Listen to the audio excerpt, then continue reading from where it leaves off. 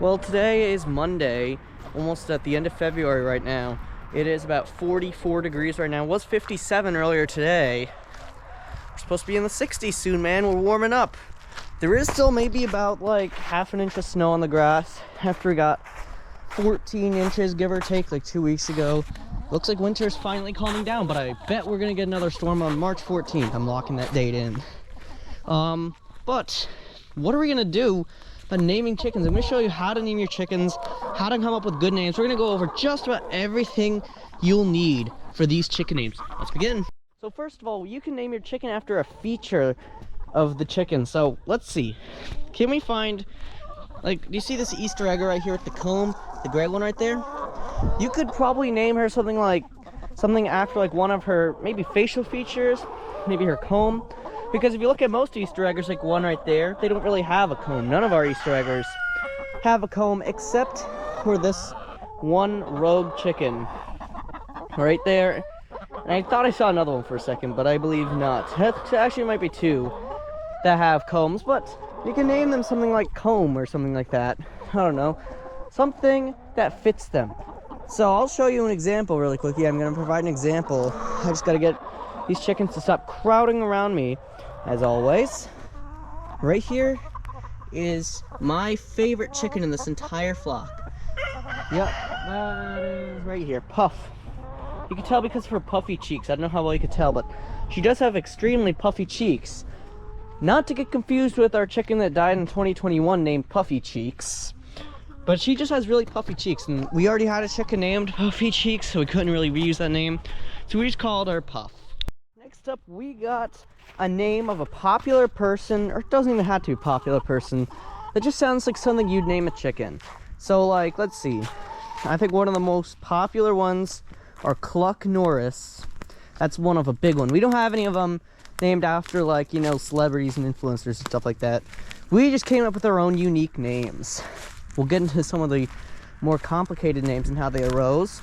But this one could also be named after your favorite TV show characters. I can't list any off the top of my head that sound like you'd give them to like a chicken.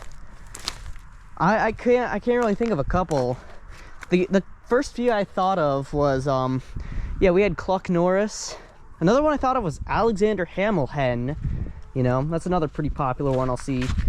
I once actually saw someone's rooster named that. It's actually one of my friends who had a rooster named that, so that didn't really age too well. They got rid of him though. He became a colossal idiot, just like this one right here. And yeah, that was a pretty crazy thing. You don't have to name it the exact name. You should modify it just a tad bit to fit the chicken. Next up, we got a name that you give to your chickens after they did something crazy. This could be anything. Like, you could name your chicken like Rogue. That's a pretty decent one, I'd say. Rogue, I'll actually show you one of my chickens named Rogue. I just gotta get out of this yard and I'm gonna have to walk all the way around while I tell the story of how she got her name Rogue. So basically, our chicken Rogue was given the name for one simple reason. You wanna know what that one simple reason is? Because on April 2022, right before we had a pretty big fox attack that wiped out 4 chickens in the farm flock, the old farm flock, not the current one. These chickens are not even a year old. They're not turning a year old for another good old month and a half, 2 months. For the old farm flock though, they, on the other hand, they would be like they turned 3 recently. But at that time, Rogue was one of the original farm flock chickens, and to put it quite simply, she escaped, went into the pet flocks up there, and the chickens had no problem because our pet flock chickens before Falcon were easily one of the most accepting chickens. Take a look at them. These are all of my beautiful chickens, not Falcon. He would be a beautiful hen. He would make a beautiful hen, and even a beautiful rooster if it wasn't for the fact that his attitude wasn't quite so beautiful, to say the least. So up here is Rogue, believe it or not, right on this greenhouse right here. You see Rogue is right there. She's our Buff Orpington.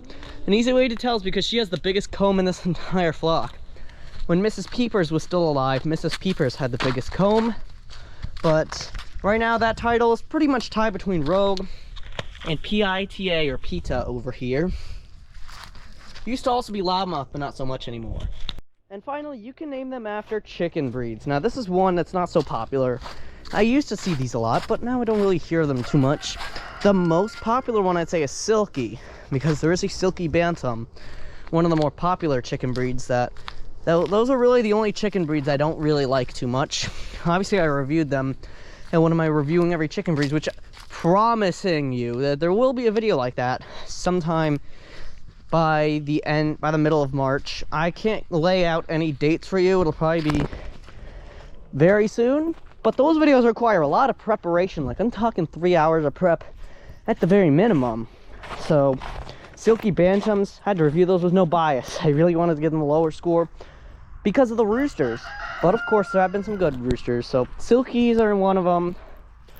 You could also name them Buff or Brown. That's one of the that was T-Rex's placeholder name before she was officially given the name Brown.